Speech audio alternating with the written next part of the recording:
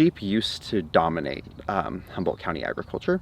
All of the big beef ranching families, from like the Bugenigs, the Moores, the Moras, the Russes, they're all like big cattle families, but originally they were sheep producing families.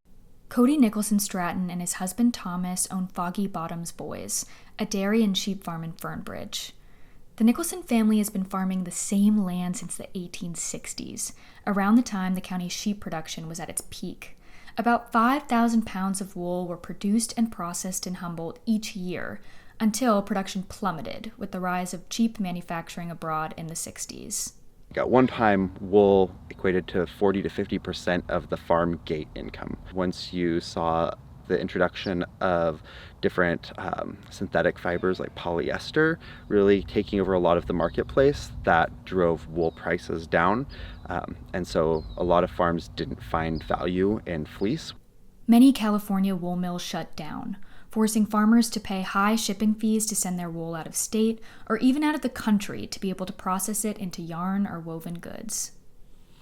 Now the hope is to just cover the cost of shearing rather than actually generating income from the wool itself. A new wool mill, Lost Coast Spinnery, hopes to change that.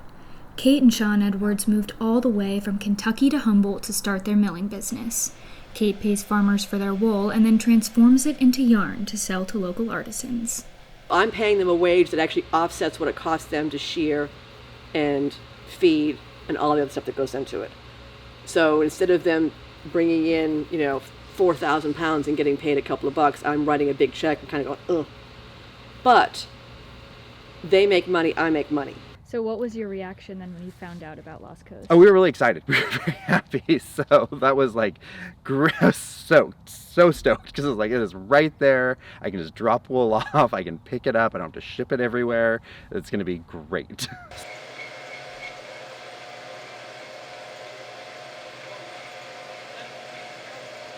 Wool became an unknown and unvalued commodity.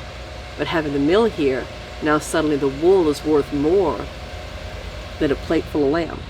The mill has provided farmers an opportunity to make extra income and has connected local artisans to high-quality American-made fiber, which can be hard to find nowadays.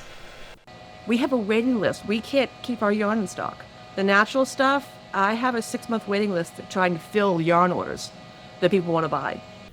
The mill has become a hub for local crafters, and Kate has been shocked by the different kinds of people that come in and pick up yarn. I'm not just seeing the grannies.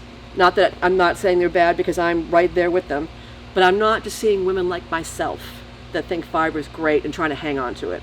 The logging guys really shocked me because my first thing is, are you looking for the casino? And I started getting, he's like, no, man, my girlfriend's a knitter and she heard you were here. We had a dude come in. I know what colors are for bikers, and he had all the colors. We don't even have a cash register. I hope he's not asking for protection money because we got nothing. He knits. I know. He bought 2 skeins. He finds it soothing. I've got a lot of folks. I've dropped my husband off the doctor's. He'll be 2 hours, and they sit and they just hang out and they knit. So they have a space where they're part of the mill. They hear the hum of the machines. They feel like they're part of the system.